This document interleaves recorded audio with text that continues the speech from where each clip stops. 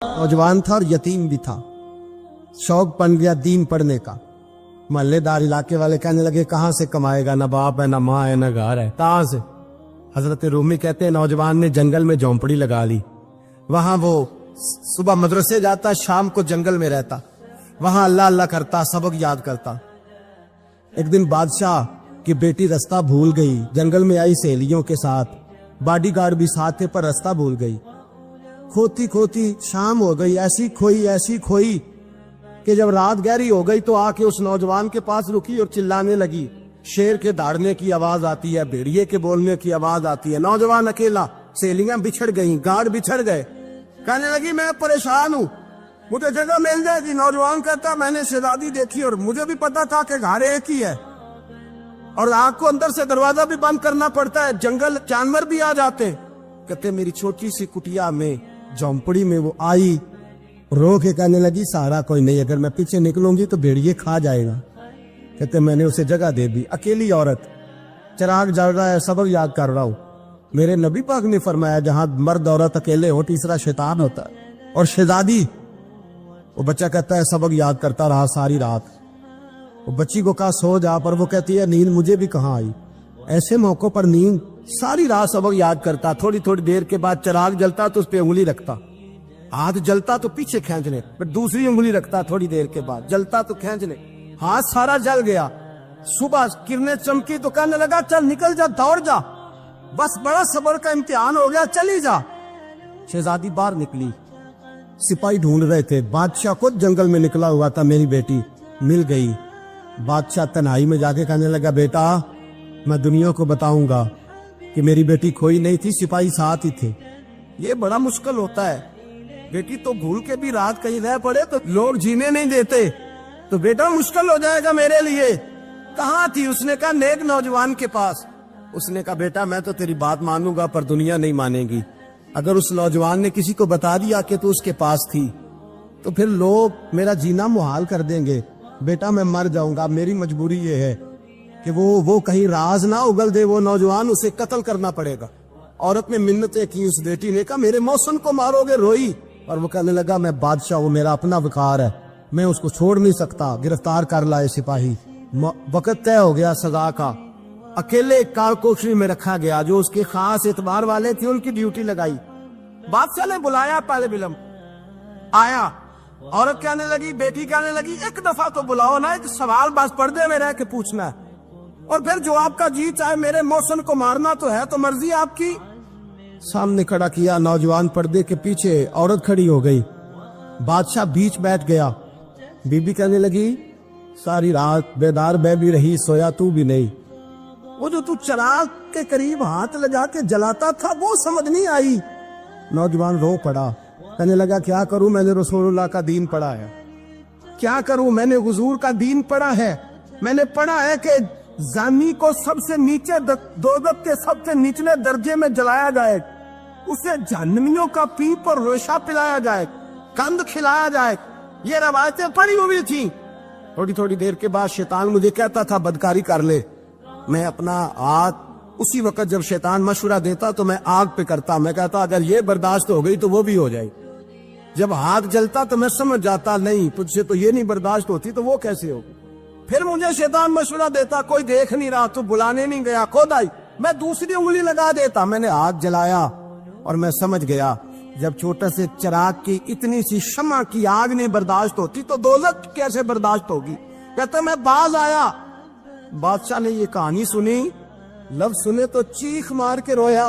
कहने लगा तालिब इल्म तू तो मेरे नबी का सच्चा गुलाम है और मेरे रसूल के जो सच्चे गुलाम होते हैं उन्हें फांसियां नहीं दी जाती, उन्हें तख्त पर बिठाया जाता है। अब तुझे सजा नहीं होगी बल्कि मैं अपनी बेटी का निकाह तेरे साथ करूंगा और मेरे बाद इस सल्तनत का बादशाह भी तू ही बनेगा। अब वो नौजवान वहां नारे लगा रहा है, कहता लोगों तुम मुझे कहते थे दीन से क्या मिलता है, दीन से तो अल्लाह तख्त व ताज भी अता फरमा देता है। अगर नौजवान शर्मो हया वाले बन के रहे अल्लाह सारी इज्जतें दे देगा। देखे ना अल्लाह के फजल से इज्जत मिलती है और जब कोई इज्जतदारों जैसा काम ही ना करे। एक बात और अर्ज करनी है पर वक्त थोड़ा रह गया। जवानों मैं ना जब कभी परेशान होता हूँ ना तो मैं ये वाली बात खोल के पढ़ता हूँ वाला, ये बात ढारस बनाती है। ढारस توانائی دیتی ہے, پورا مضمون باندھا ہے. اعلیٰ حضرت کہتے ہیں بہروپیہ تھا, مداری, روپ بدل بدل کے دکھایا کرتا تھا, بادشاہوں سے انعام لیتا تھا. ایک دن اورنگزیب عالمگیر کے پاس آ گیا, کہنے لگا میں روپ بدلوں گا, اگر آپ پہچان نہ سکے تو میں انعام لوں گا. آپ نے فرمایا میں کوئی ایسے ویسا بادشاہ نہیں, کہا مجھے دھوکہ دینا مشکل ہے. کہا نہیں میں روپ بدلوں گا. حضرت اورنگزیب عالمگیر بڑے نیک بادشاہ گزرے, بڑے پرہیزگار. وہ بہروپیہ کہنے لگا میں روپ بدلوں گا, آپ نہیں پہچان سکیں گے. فرمایا چل جتنا تیرے اندر زور ہے لگا لے. حضرت نے اعلان کیا کہ میں نے فوجی بھرتی کر دے, 2 ماہ کے بعد ٹیسٹ ہوگا. وہ 2 مہینے دوڑتا رہا, رنگ روپ بناتا رہا, آیا ٹیسٹ دینے, 2-3 سپاہیوں کا امتحان لیا. اس کی باری آئی تو 10 روپے دیے, کہنے لگے تیرے آنے جانے کا کرایہ میں نے تجھے پہچان لیا ہے. کچھ دنوں کے بعد جانے لگے سفر پر, تو بھکاری آ گئے خیرات مانگنے. اس نے بھی سارے منہ پر سیاہی مال لی, کپڑے پھاڑ لیے, سر کے بال مڈا لیے, پگے تک کٹا لی, بدرنگ ہو کے آیا. کاسا آگے کیا تو حضرت نے 10 روپے ڈالے, کہنے لگے تیرے آنے جانے کا کرایہ میں نے پہچان لیا ہے. کچھ دن گزرے تو ٹیچر کی ضرورت تھی. اس نے مونچھیں بڑی کر لی, داڑھی نکلی لگا لی, سر پہ جنا کیپ پہن لی, ایک شیروانی لے لی اور ہاتھ میں چھڑی پکڑ کے آیا. کہنے لگا میں استاد ہوں, 2-4 بندوں کا امتحان لیا. اس کی باری آئی تو 5 روپے دیے, 10 روپے دیے, کا تیرا کرایہ میں نے پہچان لیا. 2 سال گزر گئے. وہ جب بھی آتا حضرت پہچان لیتے. ایک دن سفر پہ جا رہے تھے, بہت بڑا لشکر تھا, جہاد کرنے جا رہے تھے اورنگزیب عالمگیر. تو دیکھا ایک پہاڑی ہے, پہاڑی پہ لوگ جا بھی رہے ہیں آ بھی رہے. اورنگزیب عالمگیر پوچھنے لگے یہاں کیا ہے؟ کہنے لگے بابا جی بیٹھے ہیں دعا کرتے ہیں, اللہ کے نیک بندے ہیں. اورنگزیب کہنے لگے یار پرانے لوگ سارے ہی اللہ والوں کو مانتے, یہ بھی مصیبت آئی ہے جتنی نہیں آئی ہے, سارے لوگ ہی مانتے. کہنے لگے ذرا میں دعا نہ کراؤں, بچے کام جا رہا ہوں. اورنگزیب بادشاہ تھے, بادشاہ لوگ نازک مزاج ہوتے ہیں. گھوڑے سے اترے, بڑی مشکل سے پہاڑی پہ چڑھے, اوپر گئے تو لائن لگی ہے. بابا جی غار میں بیٹھے, کہنے لگے میں نے ملنا, میں اورنگزیب ہوں. انہوں نے کہا ہمارا بابا اس طرح کا پیر نہیں کہ امیر آئے تو رنگ اور ہو, غریب آئے تو اور ہو. یہاں اگر ملنا ہے تو لائن میں لگ جاؤ, سب ایک جیسے. اب لائن میں کھڑے ہو گئے, 50 آدمی آگے تھے, کہتے ہیں 51واں نمبر تھا. تھک گیا دھوپ میں کھڑا کھڑا. جب میں پہنچا غار کے دہانے تو میں نے بابا جی کے چہرے پہ نظر ڈالی تو بڑا نورانی چہرہ, بڑی خوبصورت لب و لہجہ. میں نے کہا میرے جیسا آدمی بھی پگڑی باندھ لے تو اچھا لگنے لگ جاتا ہے, بڑا خوبصورت انداز. کہتے ہیں میں ان کے پاس اتحیات کی حالت میں بیٹھ گیا.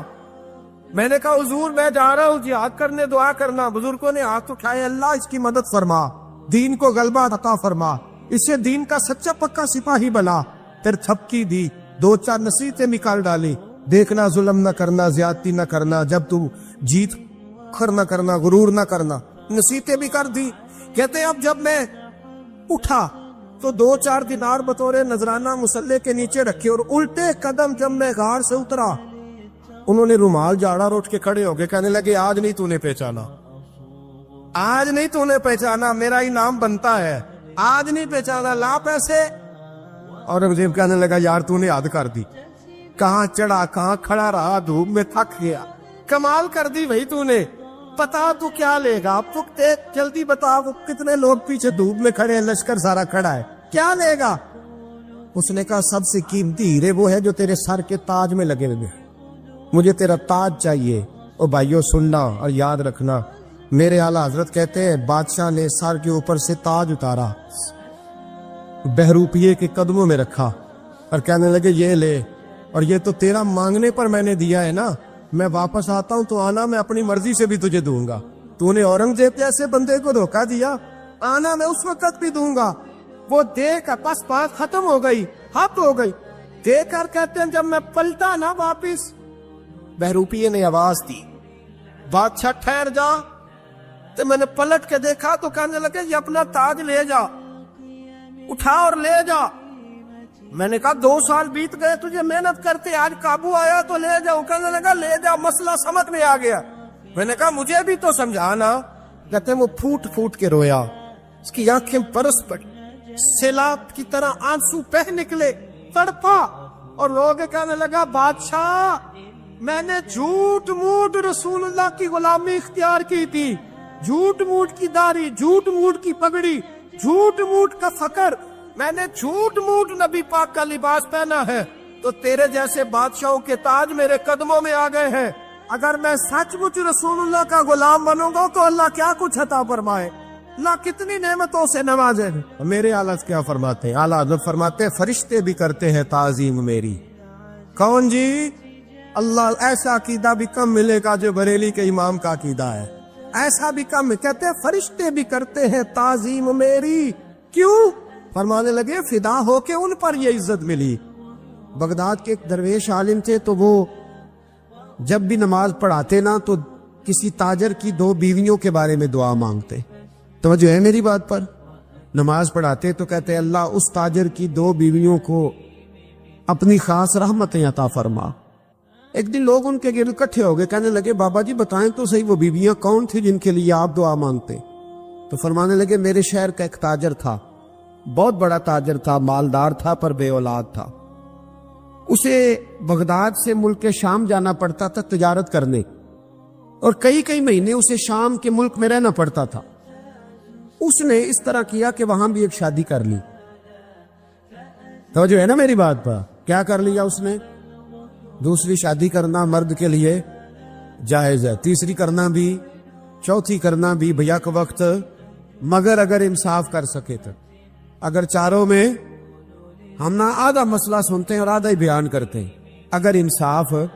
اگر انصاف نہ کر سکے پھر اس کے لیے 4 جائز، پھر وہ ایک ہی رکھے گا۔ تو عزیز دوست دوسرا نکاح کر لیا، شادی ہو گئی۔ اب وہ وہاں کچھ زیادہ وقت گزارنے لگا، مالدار آدمی تھا، بیوی کو مکان بھی لے کے دے دیا۔ اب وہ دیر سے آتا واپس، اور جب آتا بھی تو اس کے وہ والے انداز نہ ہوتے جو پہلے ہوا کرتے تھے۔ اب بیوی سے بڑا جاسوس بھی کوئی نہیں ہوتا، اس کو تو پہلے پتہ چل جاتا ہے کہ ماجرا کیا ہے، اسے بڑی خبر ہوتی ہے۔ تو اس نے محسوس کر لیا کہ بدلے بدلے سے میری سرکار نظر آتے۔ وہ کہنے لگی اب کہ جب آتا جاتا ہے تو اس کے حالات کچھ بدلے بدلے سے ہیں، ماحول کچھ اور ہے۔ اس نے ایک بوڑھا آدمی جو اس کا عزیز بھی تھا اور سمجھدار بھی تھا اس کو تیار کیا، کہنے لگی اب کہ جب ملک کے شام جائے نا تو اس کا پیچھا کرنا اور خبر کرنا کہ کہاں رہتا ہے، کہاں جاتا ہے، کیا کرتا ہے۔ وہ بوڑھے بزرگ جو تھے وہ خاتون کے کہنے پر کچھ اس نے کرایہ بھی دیا۔ وہ اس تاجر کے پیچھے گئے اور واپس آ کے خبر دی، کہنے لگے کہ یہ تو 2-3 سال بیت گئے، اس نے وہاں بھی شادی کی ہوئی ہے، تجھے بتایا ہی نہیں۔ بیوی بڑی سمجھدار تھی، حوصلہ مند، زیرت، اس نے شور نہیں مچایا۔ اس نے کہا کہ میں نا اب جب آئے گا نا تو طریقے سے بات کروں گی اور پوچھوں گی کہ ایسا کیوں کیا۔ اور یہ بھی اس نے آ کے بتایا کہ اگر تیرے ساتھ نکاح کے بعد اسے اولاد نہیں ملی تو اولاد وہاں بھی کوئی نہیں، کہ مکمل تفصیلات۔ اب جب اس دفعہ خامند آیا تو آتے ہی وہ بیمار ہو گیا، کمزور ہونے لگا۔ اب خاتون نے مناسب نہیں سمجھا کہ آتے ہی دڑام سے میں اس کے سر پر یہ پھوڑ دوں کہ تو نے نکاح کیا ہوا ہے اور مجھے بتایا نہیں۔ وہ ذرا تسلی میں رہی، کچھ وہ بیمار تھا، حوصلہ رکھا، خدمت کرتی رہی۔ کچھ دن گزرے تو وہ تاجر انتقال کر گیا، فوت ہو گیا۔ اب راز کھل نہ سکا، عدت گزاری، اور جب سارا مال جمع کیا نا تو اشرفیوں کی بوریاں بھر گئی۔ سارا مال اس بی بی کا، 4 بوریوں میں اشرفیاں، 4۔ یہاں تو پیٹ کا دوزخ ہے، معاذ اللہ، بھرتا ہی نہیں۔ حل من مزید، حل من مزید۔ وہ جو کہتے تھے نا کہ بس باہر چلا جاؤں اور باہر میں کچھ تھوڑے سے پیسے کما کے 2-3 سال میں لوٹ آؤں گا، پھر یہاں آ کے کوئی کاروبار کروں گا، وہ گئے ہیں تو واپس نہیں آئے۔ وہ جو کہتے تھے نا بس میں نے اتنا سا کاروبار کرنا ہے کہ مکان بن جائے، انہوں نے 4 مکان بھی بنا لیے ہیں، لیکن بریک حل میں مزید کی دوڑ ہے۔ اب 4 بوریاں اس عورت نے چھپائے رکھی، کوئی بندہ نہیں جانتا بغداد میں کہ ملک کے شام میں تاجر کی دوسری بیوی بھی ہے۔ جب وہ فارغ ہوئی تو اس نے اس بوڑھے جاسوس کو پھر بلایا اور 2 بوریاں اونٹ پہ رکھی، خود بھی ساتھ بیٹھی اور ملک شام گئی۔ اللہ اکبر۔ وہ بزرگ کہتے ہیں میں ایسے نہیں دعا کرتا۔ اس کو جا کے کہنے لگی میں اکیلی وارث نہیں ہوں، آدھے کی وارث تو بھی ہے۔ میں اکیلی وارث نہیں، یہ تقسیم وراثت ہے، آدھی کی وارث تو بھی ہے، تو رکھ اپنے پیسے۔ مجھے پتا ہے اس نے نکاح کیا تھا پر مجھے بتایا نہیں تھا، تو رکھ اپنے پیسے، میں تجھے دے رہی ہوں، آدھے تیرے ہیں آدھے میرے ہیں۔ اس نے نظر اٹھائی تو رو پڑی، کہنے لگی نہیں اب یہ سارے تیرے ہی ہیں۔ اگر تو اللہ سے ڈرتی ہے تو میں بھی رب سے ڈرتی ہوں، اگر تو مصطفیٰ کریم کا کلمہ پڑھتی ہے تو میں بھی اسی نبی کی ماننے والی ہوں۔ کہا بات کیا ہے، میرا کیوں ہے سارا؟ تو وہ خاتون کہنے لگی وہ 2 سال 3 سال سے میرے ساتھ نکاح تھا اور اس نے بتایا تھا مجھے کہ میری بیوی بھی ہے، اور میں غریب تھی تو میرے والدین کو بھی بتایا تھا کہ میری دوسری شادی ہے۔ یہ مکان اس نے مجھے لے کے دیا تھا، میرے تمام اخراجات وہ پورے کرتا تھا، نان و نفقہ کا خیال رکھتا تھا، لیکن اب کہ جب وہ آیا تو وہ بیمار تھا۔ اس نے مجھے بتایا کہ مجھے طبیب نے بتایا ہے کہ میں شدید بیمار ہوں، شاید بچ نہ سکوں۔ تو کہنے لگی وہ مجھے کئی لاکھ روپے بھی دے گیا اور جاتے دفعہ مجھے طلاق بھی دے گیا، فارغ کر گیا۔ کہنے لگا تو جہاں چاہے میرے بعد نکاح کر سکتی ہے، اور کہنے لگا میں چاہتا تھا پہلی بیوی کو بتا دوں، موقع نہیں بنا اور اس کا دل نہ ٹوٹے، بتا نہیں پایا، لہذا وہ مجھے ڈھیر سارے پیسے دے چکا ہے، سارا میرا حصہ مجھے پہلے سے دے چکا ہے۔ میری بہن اب یہ 4 بوریوں میں سے 2 میری نہیں بلکہ 4 کی 4 ہی تیری ہے، تو ہی اس کی حقدار ہے۔ تو بزرگ کہتے ہیں مجھے بتاؤ جن کے اندر اس قسم کے تقوی کی جھلک ہو ان کے لیے ہر نماز کے بعد دعا مانگنی چاہیے کہ نہیں مانگنی چاہیے؟ حضرت عمر کے زمانے میں ایک نوجوان تھا، نیک تھا، مسجد جایا کرتا تھا رات کو۔ تو مسجد جا رہا تھا تو رستے میں ایک عورت نے دعوت گناہ دی، ابن عساکر نے اس کو لکھا ہے۔ تو نوجوان تھا، خواہشات تھی، کچھ طبیعت مائل ہو گئی، ابھی ادھر جا ہی رہا تھا کہ کسی نے آیت پڑھ دی والی من خاف مقام ربی جنتان، جو رب کے سامنے کھڑے ہونے سے ڈرے گا اللہ 2 جنتیں دے گا۔ واقعی ڈر گیا، وہ واقعی ڈر گیا، اتنا ڈرا کہ بے ہوش ہو کے گر پڑا۔ بیماری سے لوگ بے ہوش ہوتے ہیں، پیسے ڈوب گئے بے ہوش ہوتے ہیں، بچے کے غم میں بے ہوش ہوتے ہیں۔ سچ بتاؤ کبھی خوف خدا سے بھی بے ہوش ہوتا کوئی دیکھا ہے؟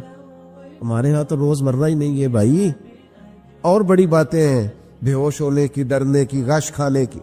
بے ہوش ہو کے گر پڑا، بوڑھے باپ کو کسی نے بتایا بچہ بے ہوش پڑا ہے، اٹھا کے گھر لائے، گھر لا کے کہا بیٹا کیا ہوا؟ نوجوان ہے، چڑھتی جوانی ہے پر پاکیزہ بڑی ہے۔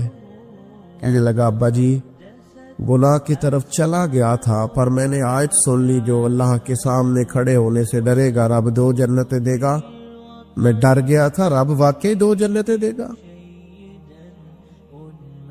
باپ رو پڑے، ابا جی کی آنکھوں میں آنسو آئے اور کہا پتر اللہ بڑا مہربان ہے، اس کے بعد یہ سچے ہیں، واقعی 2 جنتیں دے گا۔ اس نے پھر ایک چیخ ماری اور اس طرح کی ماری کہ اس کی روح ہی پرواز کر گئی، روح ہی پرواز کر۔ کشتگانے خنجر تسلیم را، عشق کی خنجر سے قتل ہو گئے لوگ۔ صبح حضرت عمر کو پتا چلا کہ انہوں نے تو رات جنازہ بھی پڑھ دیا، تدفین بھی کر دی۔ جناب عمر فرمانے لگے اتنا نیک نوجوان خوف خدا سے دنیا سے چلا گیا، مجھے کیوں نہیں بلایا میں جنازہ پڑھتا؟ فاروق اعظم فرما رہے ہیں میرا شوق تھا میں اس کا جنازہ پڑھتا۔ کہا حضور آپ کو تکلیف نہیں دی؟ فرمایا بتاؤ قبر کہاں ہے؟ تے کامل پیر اونا دے باہو قبر جنا دی جیوے۔ حضرت فاروق اعظم قبر پہ تشریف لے گئے اور کھڑے ہو کے فرمانے لگے نوجوان مجھے امید ہے میرے رب نے تجھے 2 جنتیں دی ہوں گی۔ ابن عساکر کھول کے دیکھو تاریخ بغداد نے کیا لکھا ہے۔ حضرت سیدنا فاروق نے فرمایا امید ہے 2 جنتیں دی ہوں گی، قبر کے اندر سے بولا کامل پیرو نہ دے باہو قبر جنا دی جیوے، قبر کے اندر سے بولا۔ کہنے لگا حضور امید والی بات نہیں، رب کے وعدے سچے ہیں، اس نے واقعی مجھے 2 جنتیں عطا فرمائی، 2 جنتیں دی ہیں، میں نے اپنے مالک کو راضی پایا۔ ہمارے صوفیاء تصوف میں ایک جملہ بولتے ہیں کہ تیرا تو فقر فقر بوزر ہے، یعنی جن کو صحیح درویش کہتے ہیں نا، صحیح درویش۔ مولا علی شیر خدا رضی اللہ تعالیٰ عنہ فرمایا کرتے 2 ہی تو بندے جو رب کے رستے میں کسی شے کی پرواہ نہیں کرتے۔ حضور کون سے؟ فرمایا ابو ذر غفاری ہے اور دوسرے علی المرتضیٰ ہے۔ مولا علی فرمایا کرتے یہ نا مسلمانوں میں سے 4 یا 5ویں مسلمان ہیں، شروع سے ایک سلیم الطبع آدمی، کچھ لوگ طبع بڑے نفیس ہوتے ہیں، طبع نہیں، اللہ کی طرف سے شروع سے ہی ان کا جو قبیلہ تھا بنو غفار وہ راہزنی کرتا تھا، لوگوں کو لوٹ لیتا تھا. شروع میں یہ کام کیا لیکن جب کچھ لوگوں کی چیخیں کانوں میں گئیں تو چھوڑ دیا، فرمایا نہیں یار طبیعت نہیں مانتی. اور نبی پاک کا کلمہ پڑھنے سے پہلے ہی بتوں کی پوجا چھوڑ کے رب کی عبادت شروع کر دی. لوگ پوچھا کرتے تھے آپ عبادت تو کرتے تھے پر منہ کدھر کرتے تھے؟ فرماتے تھے جدھر وہ کرا لیتا تھا کر لیتے تھے. کسی نے انہیں بتایا کہ مکے میں ایک شخص ہیں جنہوں نے اعلان نبوت کیا ہے، آپ کی طرح کی باتیں کرتے ہیں. انہوں نے اپنے بھائی کو بھیجا، ان کا نام انیس تھا. پتہ کر کے واپس آئے، بھائی کہنے لگے ابو ذر، ان کا نام جندب ہے، اصل میں ذر ان کے بیٹے کا نام ہے اور کنیت سے زیادہ معروف ہیں، ابو ذر غفاری کہلاتے ہیں. فرماتے ہیں کہ بھائی نے آ کے بتایا کہ وہ نیکی کا حکم دیتے ہیں، برے کاموں سے منع کرتے ہیں، صلہ رحمی کا پیغام دیتے ہیں، لیکن لوگ سارے مخالف ہیں. یہ چیز بھی بڑی کاؤنٹ ہوتی ہے، اسے نہ کاؤنٹ کیا کریں. لوگوں کی ترجیحات بدلتی ہیں، صبح کچھ، دوپہر کچھ، شام کچھ، اسے نہ کاؤنٹ کریں. انہوں نے اس بات کو کاؤنٹ کر کے بتایا کہ لوگ ان کے جو ہے نا وہ مخالف ہیں سارے. تو حضرت ابو ذر غفاری کہنے لگے مجھے تسلی نہیں ہوئی، میں خود جا کے پتہ کروں گا. کہتے ہیں مکہ شریف آیا تو کسی ایسے آدمی سے پوچھ بیٹھا، میں تو کچھ اور سمجھا تھا، وہ کچھ اور نکلا. مکے والوں نے بڑا مارا. مکے پہنچ کے پہلی جو چیز ملی وہ مار کھانے کی تھی.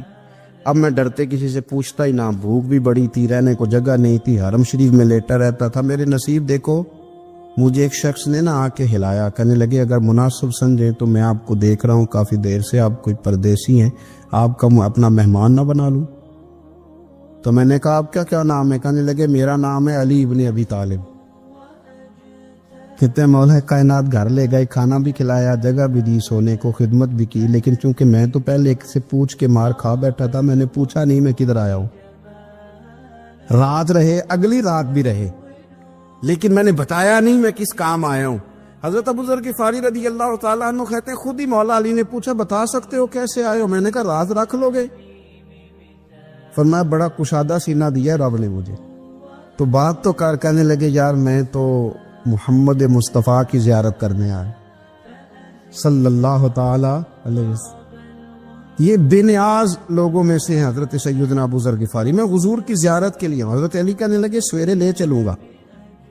انسان بزدل نہیں ہوتا، ہر انسان بزدل نہیں ہوتا، اور بلا وجہ ٹکراؤ کی پالیسی بنا لینا یہ بھی سیانے لوگوں کا کام نہیں. حکمت کے تقاضوں کے مطابق چلنا یہ بھی دلیر لوگوں کا ہی کام ہوتا ہے. حضرت مولا علی کہنے لگے صبح لے کے چلوں گا پر حالات ٹھیک نہیں. شرارتی لوگ ہر جگہ ہوتے ہیں، اگر کوئی شرارتیوں کا ٹولہ ملا نا جو کھڑا ہوگا جاسوسی کرنے کے لیے کہ حضور کی طرف کون کون جا رہا ہے، تو میں نیچے جھکوں گا جوتے کا تسمہ ٹھیک کرنے کے لیے. لیکن آپ نے نہیں کھڑے ہونا، آپ نے چلتے رہنا ہے تاکہ کسی کو شک نہ ہو. کہتے اس ترتیب سے حضرت علی مجھے لے کے گئے. میں حضور کی بارگاہ میں پہنچا. مولا علی کہتے ہیں بڑے بڑے لوگ سوال کرتے تھے پر یہ شروع سے سلیم الطبع تھے، مجھے کہہ لینے دینا. انہوں نے ماننا ہوتا ہے وہ لمبے سوال کرتے ہی نہیں. مان جو لیا تو لمبے سوالوں کی ضرورت ہی کوئی نہیں. کہتے ہیں لوگ بڑے بڑے سوال کرتے تھے پر ابو ذر نے 2-3 باتیں پوچھی اور آگے جا کے کہنے لگے حضور ہاتھ بڑھائیں مجھے کلمہ پڑھائیں.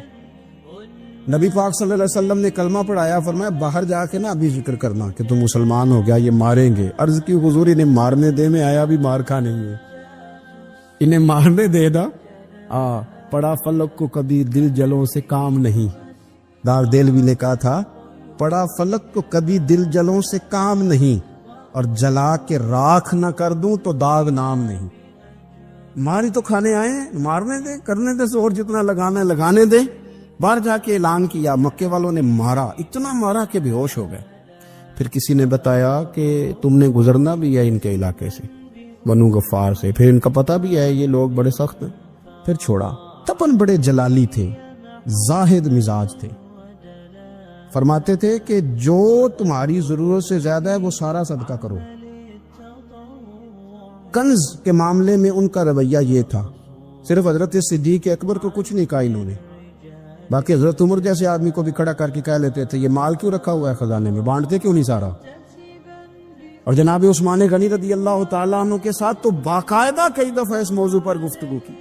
وہ کہتے تھے کہ جب اللہ کہتے ہیں قرآن میں کہ مال دولت جمع نہیں کرنی، تو وہ جو لوگ تھے وہ بھی بڑی شانوں والے تھے. وہ کہتے تھے کہ اللہ نے جب زکوٰۃ فرض کی تو مال جمع ہوتا ہے تو زکوٰۃ فرض ہوتی ہے نا.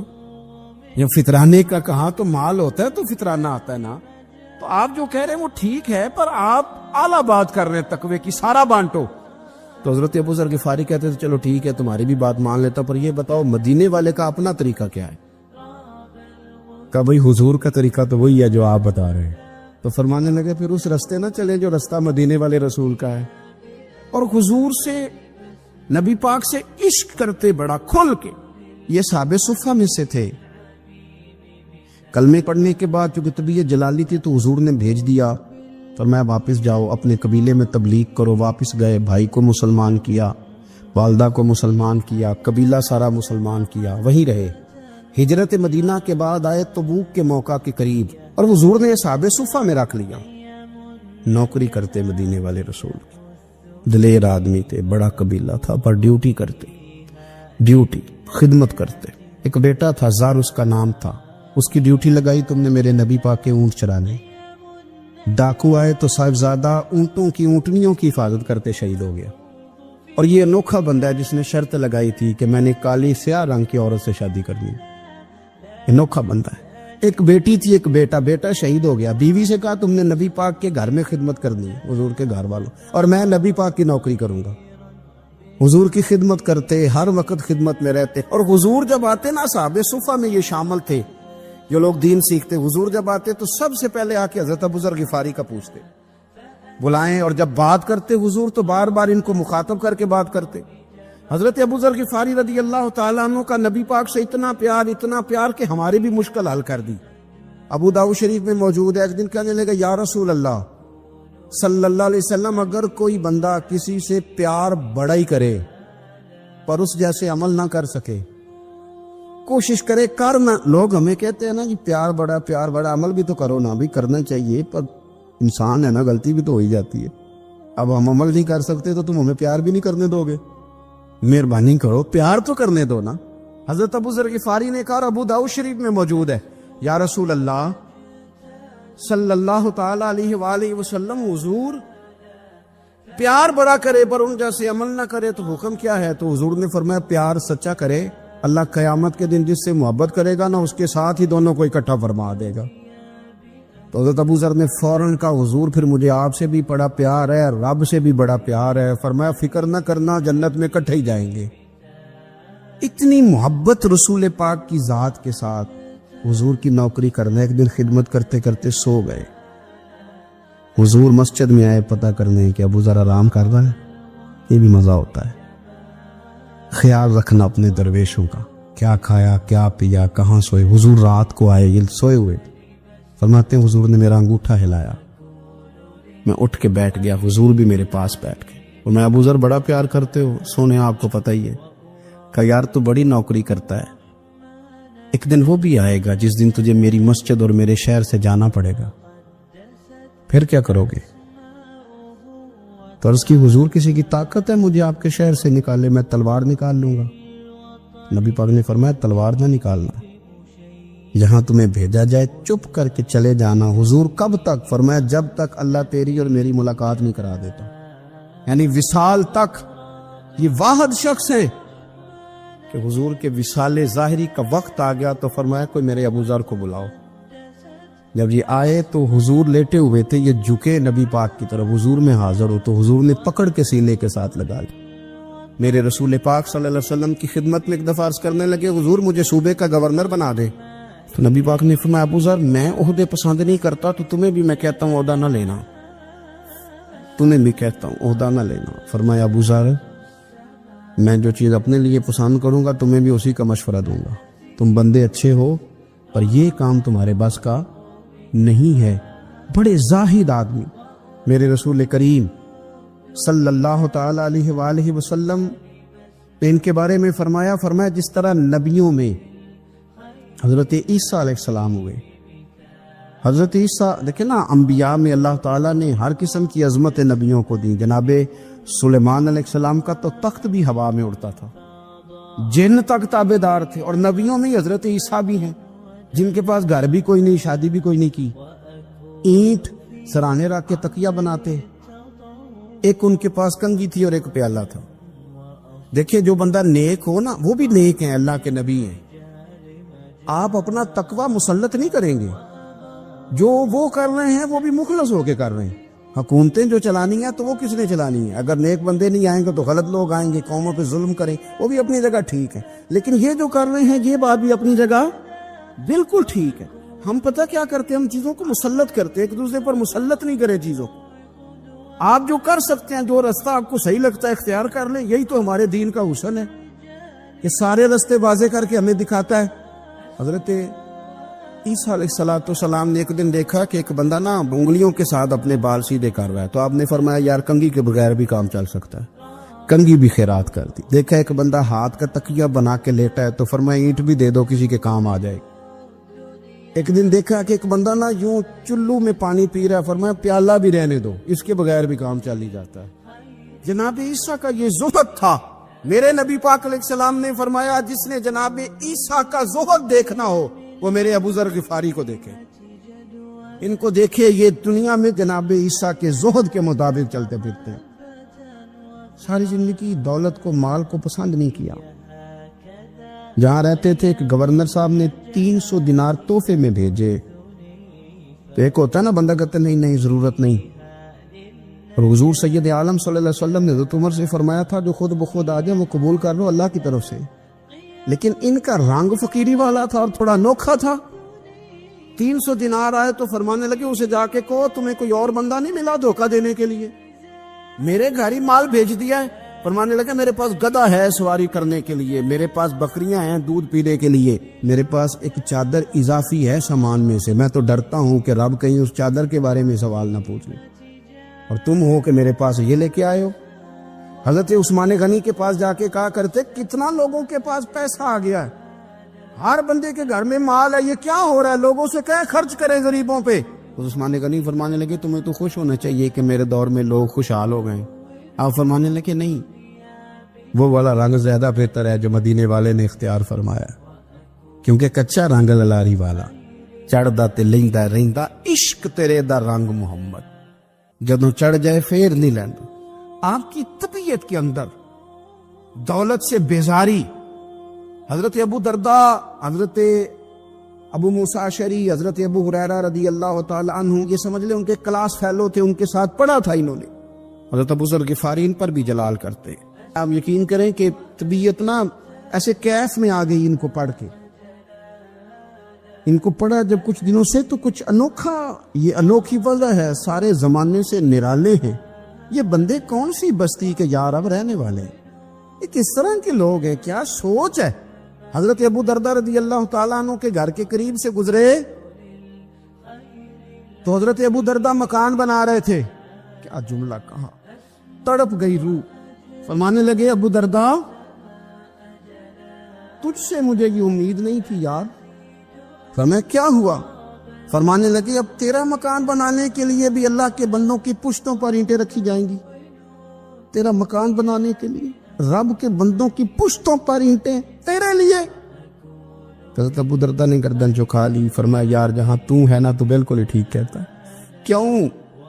میرے نبی پاک صلی اللہ علیہ وسلم نے فرمایا اس زمین کے اوپر اور آسمان کے نیچے ابو ذر غفاری سے سچا بندہ کوئی نہیں, ان سے زیادہ سچا کوئی نہیں. فرمایا تو ٹھیک کہتا ہے یار, صحیح کہتا ہے.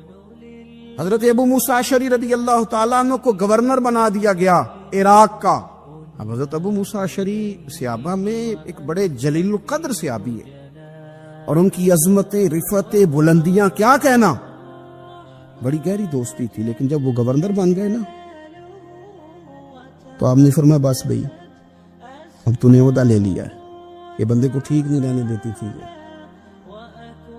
اب تو عہدے میں چلا گیا.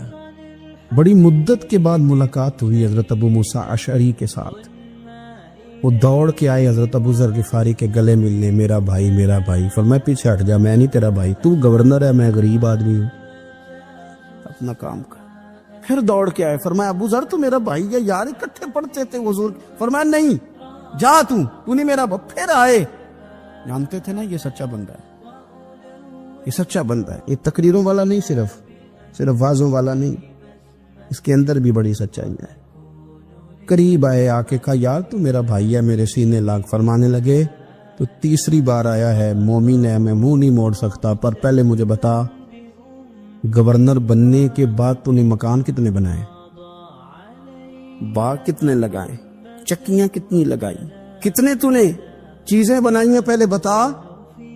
حضرت ابو موسیٰ اشعری نے ان کا ہاتھ پکڑا، رونے لگے، کہنے لگے جس محبوب سے تو نے تربیت لی ہے میں بھی انہی کا نوکر ہوں، جن کپڑوں میں میں عراق گیا تھا میرے آج بھی وہی ہیں یار، کیا بات کرتا ہے تو میرے وہی ہیں، مجھے بتا اگر یہ عہدے خدمت کے ہم نہیں لیں گے تو پھر کیا ظالموں کو دیں گے، غیروں کو دیں گے، نہ کر کچھ نہیں بنایا۔ حضرت سیدنا ابو موسیٰ اشعری رضی اللہ تعالیٰ نے روئے، اور جب کہا نا کوئی شے نہیں میرے پاس تو فرمایا اچھا چل آ جا، پھر سینے لگ جا، تو واقعی میرا بھائی ہے۔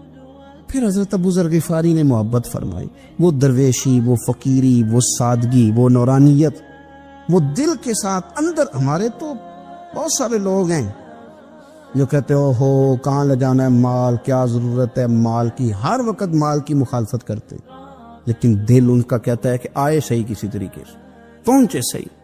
حضور نے فرمایا بعض لوگوں کی زبانیں شہد سے زیادہ میٹھی، دل بھیڑیے سے زیادہ خطرناک، اوپر سے کہہ کچھ رہے ہیں اندر حالات کچھ اور ہیں۔ چینی لے جاؤ، اور 5 آنے کا بڑا کچھ آیا کرتا تھا اس زمانے میں، اکٹھی چینی اور پتی لے جاؤ اور گھر میں چائے پیو، کہتے اتنی دیر ہوئی تو عشاء کی اذان ہو گئی، اور جب مؤذن نے اذان پڑھی اور میں نے 5 آنے بڑھائے تو بابے نے لپیٹ کے مجھے دیے، کہنے لگے میں تو تجھے اچھا آدمی سمجھا تھا، تو نے مجھے کیا سمجھ لیا ہے، میں نے اچھا سمجھ کے دکھڑا سنایا اور تو مجھے کیا سمجھ بیٹھا، یہ آرزو کرم اور میں آپ سے کروں، یہ بھیک اس کو دیجئے جس کا خدا نہ ہو، یہ بھیک اس کو دیجئے جس کا خدا نہ ہو، کہا جا رکھ اپنے پیسے۔ اور کہتے ہیں پھر میں نے اس بابے کو دیکھا، اس نے جوتے اتارے اور ٹھنڈی گھاس پہ اس نے اللہ اکبر کہہ کے نماز کی نیت باندھی، اور کہتے ہیں جب وہ سجدے میں گیا تو میں محو حیرت تھا، اور جب بابا اتحیات پہ بیٹھا تو میں رو رہا تھا۔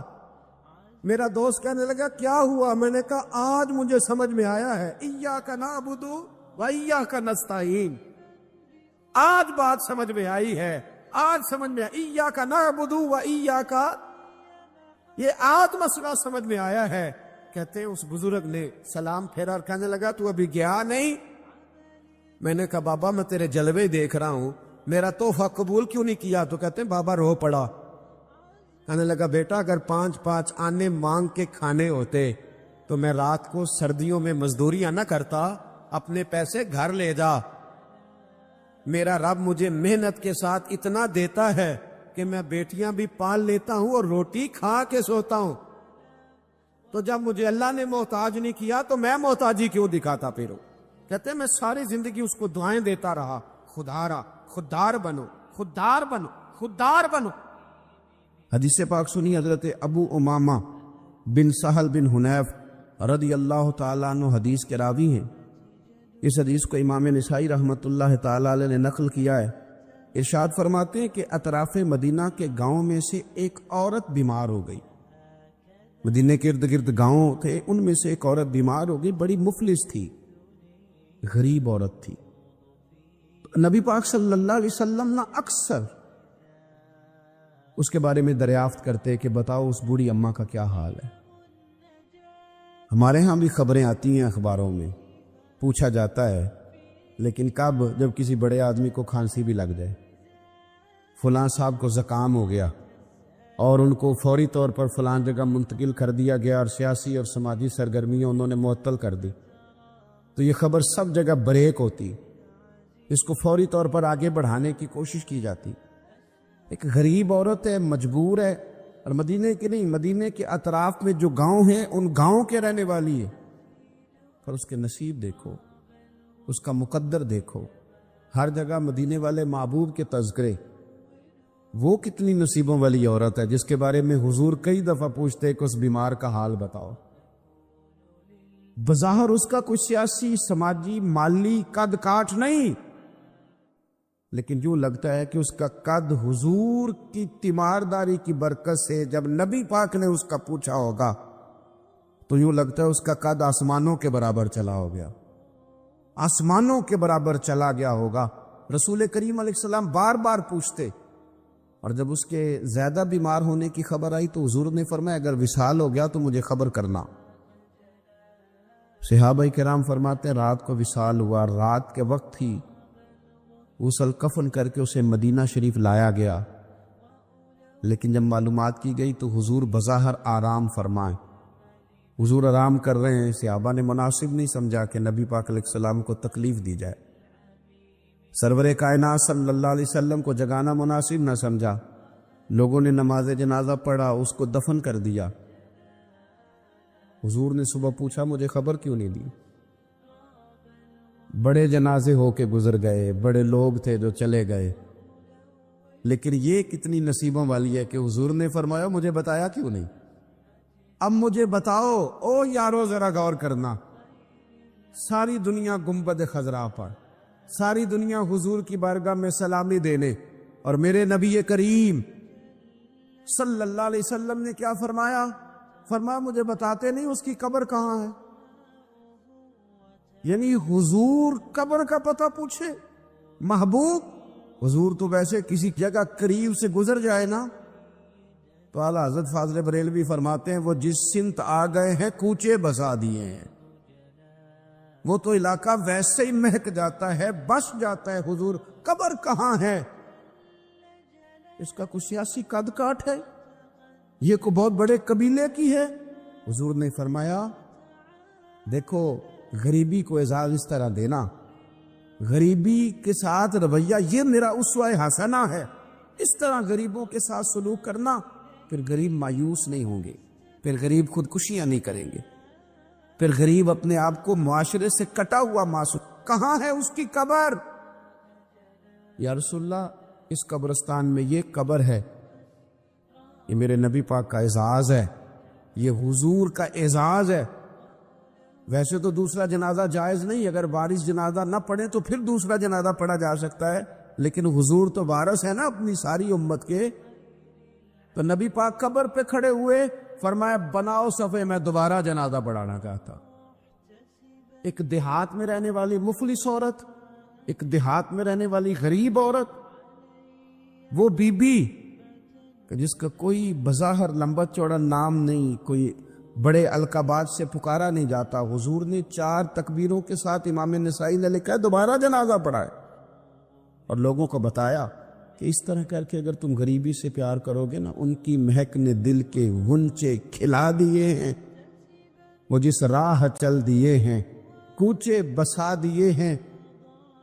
اور کیا خوبصورت انداز ہے فاضل بریلوی کا، کہنے لگے کہ میں مجرم ہوا کا مجھے ساتھ لے لو، کہ رستے میں ہے جا بجا تھانے والے۔ حضور آپ مہربانی کریں، ایک دفعہ تشریف لائیں، ایک دفعہ تشریف لائیں، میرا بازو پکڑ کے مجھے گزار دیں۔ وہ کتنی نصیبوں والی ہے کہ بن بلائے ہی محبوب اس کی قبر پہ پہنچ گئے ہیں۔ آپ جب تھوڑا تھوڑا نا، زیادہ نہیں تو اپنے ملازمین کے ساتھ ہی، زیادہ نہیں تو جو آپ کے تحت لوگ ہیں ان کے ساتھ ہی ہمارا رویہ ٹھیک ہو جائے۔ ایک صحابی نے ایک دفعہ پوچھ لیا کہ یا رسول اللہ صلی اللہ علیہ وسلم میرا ملازم بڑی ہی غلطیاں کرتا ہے، میرا غلام بڑی غلطیاں کرتا ہے، تو کتنی کو دفعہ معاف کروں؟ کتنی کو غلطیاں ایک دن میں کو کر سکتا ہے؟ 2 دفعہ کر لے گا، 3 دفعہ بھول جائے گا۔ سوال پوچھا نا کہ یا رسول اللہ صلی اللہ علیہ وسلم میرا غلام بڑی غلطیاں کرتا ہے تو کتنی دفعہ معاف کروں؟ نبی پاک علیہ السلام نے فرمایا اگر تو نے گنتی کر کے گویا پوچھا ہے تو چلو تجھے اسی طرح ہی بتا دیتے ہیں۔ حضور کتنی دفعہ معاف کروں؟ فرمایا چل ایک دن میں 70 بار تو معاف کیا ہی کرنا۔ حالانکہ 70 غلطیوں کو دل میں نہیں کر سکتا، کر نہیں سکتا، اس میں شمار کر آخر کتنی کو دفعہ معاف کروں؟ نبی پاک صلی اللہ علیہ وسلم یہ فرمایا 70 دفعہ تو معاف کر ہی دیا کر۔ 70۔ حضرت ابو مسعود رضی اللہ تعالیٰ عنہ فرماتے مجھے کسی بات پہ غصہ تھا اور میں اپنے غلام کو مار رہا تھا، پیٹ رہا تھا، اور بار بار میں اس پر سختی کر رہا تھا۔ دور سے حضور نے دیکھا اور آوازیں دی، قریب جب حضور پہنچ گئے تو نبی پاک علیہ الصلوۃ والسلام نے ایک جملہ کہا، فرماتے ہیں پھر دوبارہ میں نے کبھی اپنے غلام پہ ہاتھ نہیں اٹھایا۔ اللہ کے رسول فرمانے لگے جتنا تجھے اس پر اختیار ہے نا، میرے رب کو اس سے کئی گنا بڑھ کے تیرے اوپر اختیار ہے۔ اگر آج اللہ تعالیٰ نے یہ تقسیم کر دی ہے کہ کسی کو تمہارا ملازم بنا دیا ہے، کسی کو تمہارے ماتحت کر دیا ہے، تو اس کا معنی یہ تو نہیں کہ تم اب اس سے پیار کرنا چھوڑ دو، اس پر شفقت کرنا چھوڑ دو۔ رسول کریم صلی اللہ تعالیٰ علیہ وآلہ وسلم نے ارشاد فرمایا کہ جتنا اختیار تمہیں اس پر ہے نا، اس سے کہیں بڑھ کر اللہ تعالیٰ کو تم پر اختیار ہے۔ مالدار لوگ توجہ کریں، میری بات پر غور کریں۔ اللہ نے مالداروں کو جو دیا ہے تو ان کی محنت کی وجہ سے نہیں دیا، محنت مزدور تم سے بڑھ کے کرتا ہے، اوور ٹائم لگاتا ہے، خدا نے نا اپنے فضل سے دیا ہے۔ میرے ایک بزرگ دوست ہیں، سادے آدمی ہیں، ان کی ایک بات میرے نا دل میں بیٹھ گئی۔ سادے لوگوں کی بات ہے، سادی سی، میں کوئی یہ نہیں آپ کو کہہ رہا کہ یہ کوئی قرآن و سنت کا معاملہ ہے، لیکن ہمارے جو سادے لوگ ہوتے ہیں نا دیہات کے، کئی دفعہ وہ سبق بڑا عمدہ پڑھاتے ہیں، تو کسی شخص کے ساتھ ان کا کوئی تھوڑا بہت اس کے ساتھ مدد کا رشتہ تھا، اس سے کچھ پیار کرتے تھے، تو کسی وجہ سے ناراضگی ہو گئی، تو کسی نے ان سے کہا کہ اب چھوڑ دیں، آپ کا اس نے اتنا دل دکھایا، تو کہنے لگے نہیں میں چھوڑوں گا نہیں، میں دیتا رہوں گا۔ کیوں؟ کہنے لگے اس لیے کہ میرے دل میں بات بیٹھ گئی ہے کہ پتہ نہیں اللہ کدے نصیبہ نہ دیندا ہے، تو یہاں سے کوئی کھا جائے، کسی کی مدد ہو جائے۔ آپ کے ہاں اگر ماتحت کچھ لوگ ہیں، آپ کو کسی کی مدد کرنی پڑتی، تو اگر آپ کا یہ ذہن بن گیا نا کہ میں صاحب ہوں اور میں انہیں دیتا ہوں اور میری وجہ سے کام چلتا ہے اور میری تنخواہ سے چولہا جلتا ہے، تو آپ نے بڑی چھوٹی سوچ پیدا کر لی ہے، اب کمزور ہو گئے۔ اگر آپ نے یہ سوچ لیا نا کہ میں کسی کو اپنے آفس سے اپنی مل سے نکال دوں گا تو شاید اسے کہیں اور نوکری نہیں ملے گی، تو آپ چھوٹے آدمی، آپ نے کمزور سوچ رکھی۔ حدیث پاک سنیں گے تو دل ٹھنڈا ہوگا۔ اسے بھی امام بخاری نے لکھا ہے، حضرت مصعب بن سعد رضی اللہ تعالیٰ عنہ روایت کرتے ہیں کہ ایک مرتبہ نا حضرت سعد بن ابی وقاص رضی اللہ تعالیٰ عنہ کے دل میں خیال آیا، مالدار آدمی تھے نا حضرت سعد بن ابی وقاص اور بڑے جرنیل تھے، تو دل میں خیال آیا کہ دیکھو نا اللہ تعالیٰ نے ہمیں غریبوں پر فضیلت دے دی ہے مال اور دولت کی وجہ سے۔ خیال آنا ہوتا ہے نا، تو دیکھو جی مطلب میرے پاس پیسے ہیں، مجھے اللہ نے دیا ہوا ہے، خیال آ گیا۔ حضرت مصعب بن سعد رضی اللہ تعالیٰ عنہ فرماتے ہیں ان کے دل میں خیال آیا، دل میں خیال آیا کہ دیکھو اللہ نے پھر ہمیں فضیلت والا بنایا ہے، تو اسی لیے اللہ نے ہمیں پیسے دیے نا، اللہ نے ہمیں کچھ بنایا ہے تو پھر ہی اللہ نے دولت زیادہ دی ہے نا۔ تو فرماتے ہیں نبی کریم صلی اللہ تعالی علیہ وسلم نے ان سے فرمایا یاد رکھو تمہیں نا تمہارے کمزور اور غریب لوگوں کے وسیلے کی وجہ سے روزی دی جاتی ہے، تمہیں امیروں تمہیں جو نوازا جاتا ہے نا، تو یہ غریبوں کے صدقے، ضعیفوں کے صدقے، کمزوروں کے صدقے، یہ ان غریبوں کے صدقے تمہیں نوازا جاتا ہے اور پھر تمہارے ذمے لگایا جاتا ہے کہ تم نے زکوٰۃ دینی ہے، تم نے صدقات دینے ہیں، تم نے ان پر خرچ کرنا ہے، تمہیں ان کے صدقے مل رہا ہے، ان کے صدقے۔ ایک سوچ یہ ہے کہ اللہ نے مجھے مال دیا تو کسی وجہ سے دیا ہے، اور ایک سوچ یہ ہے کہ میری فیکٹری میں پتہ نہیں کون سا غریب لوگ ہے جس کی وجہ سے فیکٹری چل رہی ہے، ایک سوچ یہ ہے کہ پتہ نہیں میرے آفس میں کون سا ایسا شخص ہے جس کی وجہ سے نظام چل رہا ہے، اور ایک سوچ یہ ہے کہ میں جاگیردار ہوں تو پتہ نہیں کون سا کسان ہے جو میرے پاس کام کرتا ہے تو اس کی وجہ سے اللہ مجھے بھی روزی دیتا ہے۔ نبی پاک صلی اللہ علیہ وسلم نے امیروں کو یہ سوچ بنانے کا کہا کہ یہ سوچ بناؤ کہ ہمیں رب جو دیتا ہے وہ کمزوروں کے صدقے دیتا ہے، وہ غریبوں کے صدقے دیتا۔ اگر یہ ذہن بن جائے، دیکھیں نا یہ کاریگر ہے اور یہ اچھا نظام چلانے والا ہے، ایڈمنسٹریٹر بہت اچھا ہے، مینیجر بڑا اچھا ہے، یہ نکل گیا تو خرابی ہوگی۔ ایک ذہن یہ ہے، اور اگر ذہن یہ بن جائے کہ یہ بندہ غریب ہے، یہ مجبور ہے، یہ تنگ دست ہے، اس کے چھوٹے چھوٹے بچے ہیں اور مجھ سے تنخواہ لے کے جاتا ہے تو اس کا کام چلتا ہے. اگر یہ چھوڑ کے چلا گیا نا تو ہو سکتا ہے جو اس کے ذریعے رزق آتا ہے وہ نہ آئے. اگر یہ ذیل سازی بنے تو بھی میرا خیال ہے کوئی بھی امیر آدمی کسی غریب کو رسوا نہیں کرے گا، پھر کوئی بھی کسی کے لیے اس طرح کے لفظ ادا نہیں کرے گا کہ جس کے اس کی عزت نفس مجروح ہو. ہم اگر یہ تھوڑا تھوڑا کر کے رویہ اپنے دلوں کے اندر پیدا کرنا شروع کر دیں اور تھوڑی تھوڑی محبت کو بڑھانے لگے تو آہستہ آہستہ ہمیں محسوس ہوگا کہ ہم کوئی ظرف کو اونچا لے گئے ہیں، ہمارے دلوں کو اللہ نے نرم کر دیا ہے. ہمارے ہاں نا سوسائٹی میں کچھ سیاسی سماجی لوگ ہیں جن کی سفارش چلتی ہے، جو نامی گرامی ہوتے ہیں، جو علاقے کے معروف لوگ ہوتے ہیں، جو اشراف اپنے آپ کو سمجھتے ہیں، قبیلوں کا بڑا جانتے ہیں. وہ یاد رکھیں کہ اگر تو وہ قبیلے کے بڑے اس طرح بنے ہوئے ہیں کہ وہ لوگوں کے ساتھ پیار کرتے ہیں تو پھر تو ان کا اجر زیادہ ہے. لیکن اگر وہ بڑے بنے ہیں اور اس رنگ میں بڑے بنے ہیں کہ وہ تکبر میں آ گئے ہیں، اس رنگ میں بڑے بنے ہیں کہ انہوں نے غلط سیاستیں کی ہیں، انہوں نے قوم کا مال کھایا ہے، وہ اس طرح سے اقتدار کے ایوانوں تک پہنچے ہیں کہ انہوں نے پھر کچھ نہیں دیکھا کہ مجھے کچھ خریدنا پڑ رہا ہے کہ کچھ بیچنا پڑ رہا. غلط طریقے سے وہ لوگ آگے آ گئے، سیاسی بن گئے، سماجی بن گئے، لوگ سلوٹ کرنے لگ گئے. اور کچھ بیچارے غریب ایسے ہیں کہ جن کو کوئی 1 کلو چینی بھی ادھار نہیں دے رہا. تو اب بظاہر اس غریب کو مایوس نہیں ہونا چاہیے. اس کو شریعت یہ نہیں کہتی کہ تو کمزور پڑ جائے اور تو کہے جی شاید میں تو بیکار ہی معاذ اللہ دنیا میں آ گیا، کوئی نام نہیں جانتا، کوئی قد کاٹ نہیں، کسی اونچی کرسی پہ بٹھایا نہیں جاتا، کبھی میرے گلے میں پھولوں کا ہار نہیں ڈالا جاتا، کوئی میرے آنے پر کھڑا نہیں ہوتا، میں بھی کوئی سیاسی سماجی ہوتا، میں بھی کوئی مال و دولت والا ہوتا.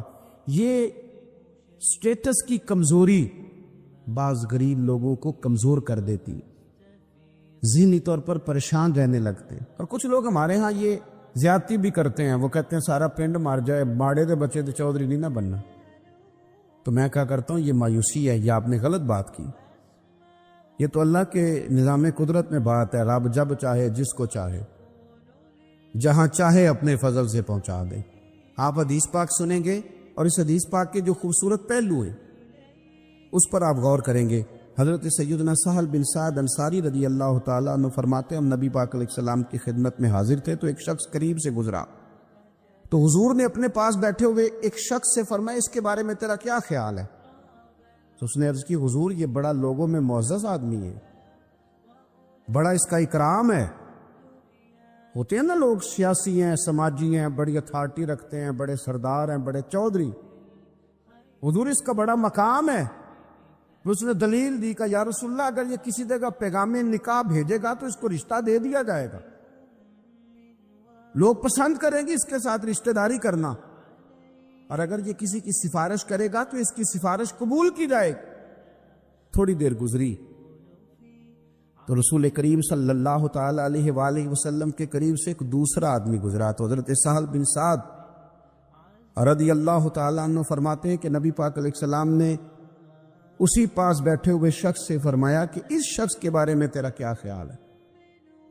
ایک تو وہ تھا نا جس کو تو نے چودھری سمجھا، چیئرمین سمجھا، بڑا مالدار سمجھا، اور تو نے کہا کہ کیا بات، پیغام نکاح دے تو اسے رشتہ فوراً ملے گا، اور اگر یہ سفارش کرے تو قبول کی جائے گی. تو یہ جو غریب آدمی گزرا اس کے بارے میں اس نے کہا حضور یہ غریب آدمی ہے، کہیں پیغام نکاح دے گا تو رشتہ نہیں ملے گا، اور اگر کسی کی سفارش کرے گا تو قبول نہیں کی جائے گی. یہ ایک سیاسی سماجی ہے، قد کاٹ والا ہے، برادری قبیلے میں نام رکھتا ہے، اس کی سفارش بھی سنی جائے گی، رشتہ بھی ملے گا، لوگ اس کی بات بھی سنیں. اور یہ جو دوسرا گزرا یہ غریب ہے، اس کو تو کوئی رشتہ دینے کو تیار نہیں، سفارش سننے کو تیار. دونوں کے تذکرے ہو گئے، رزلٹ میرے نبی پاک نے سنانا تھا. حضور فرمانے لگے سن پھر سہل، اور سن تبصرہ کرنے والے تو بھی، یہ جو تو نے کہا نا کہ سیاسی ہے، سماجی ہے، فرمائے ان لوگوں سے اگر ساری دنیا بھر بھی جائے تو پھر بھی یہ غریب آدمی سارے لوگوں سے زیادہ بہتر ہے. جن کو تم سیاسی سماجی چودھری بڑے جانتے ہو نا، یہ ایک غریب ہے، تنگ دست ہے، بظاہر تم اس کو منہ نہیں لگاتے، لیکن اگر ساری دنیا ان لوگوں سے بھر جائے تو یہ جو غریب آدمی ہے یہ پھر بھی ان سے زیادہ فضیلت والا ہے. میرا خیال ہے جب حضور غریبی کی اتنی فضیلتیں بیان کرے تو پھر غریبوں کو پریشان تو نہیں نہ ہونا چاہیے، پھر تو اپنی فقیری کو اپنے سینے سے لگا کے فخر کرنا چاہیے، پھر تو ناز کرنا چاہیے، پھر تو غور کرنا چاہیے کہ اللہ تبارک و تعالیٰ نے ہمیں کتنی عظمتوں سے نوازا ہے، کتنی فضیلتیں عطا فرمائے. لوگوں کو جب سمجھایا جاتا تھا نا حضور کے زمانے میں، نبی پاک صلی اللہ علیہ وسلم کے زمانہ مبارکہ میں جب سمجھایا جاتا تھا، حضرت سیدنا ابو عبد الرحمن رضی اللہ تعالیٰ عنہ بیان کرتے ہیں کہ میں حضرت عبداللہ بن عمر بن عاص رضی اللہ تعالیٰ عنہ کی بارگاہ میں بیٹھا تھا تو کچھ لوگ آئے، انہوں نے آ کر کے اپنی غریبی کی شکایت کی. انہوں نے کہا نہ ہمارے پاس کوئی سواری ہے، نہ ہمارے پاس کوئی سامان ہے، نہ کوئی ہمارے پاس خرچہ ہے، ہم بڑے مسکین لوگ ہیں جی، بڑے غریب. کچھ باتیں کرتے ہیں نا لوگ مایوس سی، غریب لوگ ہیں تو جملوں کے اندر مایوسی ٹپکتی ہے، کچی بات، کچھ بھی نہیں جی، کیا جینا ہے ہمارا، کچھ بھی نہیں، مشکل سے گزر اوقات ہوتی ہے. او خدا کے بندو، جن لوگوں کا آخرت پر یقین ہو اور تربیت حضور کے اسوہ نور سے لی ہو، وہ اس طرح کی کمزور باتیں نہیں کرتے. وہ حضرت مولا علی شیر خدا سے کسی نے کہا کہ آپ نے مال کیوں نہیں کمایا، چلو حلال ہی کما لیتے. تو حضرت مولا علی فرمانے لگے مال حرام ہو تو عذاب ہوتا ہے، حلال ہو تو حساب ہوتا ہے. حرام ہو تو عذاب ہے، حلال ہو تو حساب ہے. ہم دونوں کام ہی نہیں کرتے، ہم حلال بھی اکٹھا نہیں کرتے، وہ عذاب نہ ہو تو حساب تو اس کا بھی دینا ہی پڑے گا نا، ہم یہ کام ہی نہیں کرتے. تو کچھ لوگ حاضر ہوئے حضرت عبداللہ بن عمر بن عاص کی بارگاہ میں، اور انہوں نے آ کر کے عرض کی حضور نہ سواری کوئی، نہ کوئی خرچہ، نہ کوئی رہنے کو جگہ، نہ ہمارے پاس کوئی اور سہولیات. حضرت عبداللہ بن عمر رضی اللہ تعالیٰ عنہ فرمانے لگے بڑے پریشان ہو، ایک بات نہ کر لوں تم سے. وہ غریب کہنے لگے حضور کر لیں. فرمایا اگر تم چاہو تو میرے پاس آ کے رہ جاؤ، جتنی چیزیں تم نے کہی ہیں نا اللہ میسر کرے گا، تمہیں دیں گے. اور فرمانے لگے اگر تم کرو نا صبر، اگر تم کرو صبر اور اپنی اس غریبی پہ راضی ہو جاؤ، اپنی اس فقر پر تم اگر راضی ہو جاؤ، صبر تمہیں آ جائے، تو پھر سنو میں نے نبی پاک صلی اللہ تعالی علیہ وسلم کو فرماتے سنا ہے کہ فقیر لوگ امیروں سے 40 سال پہلے جنت میں چلے جائیں گے. اگر تو تم جو مایوسی بتا رہے ہو وہ تم سے صبر نہیں تمہیں ہونے دیتی تو آ جاؤ، تمہیں مال دیتے ہیں.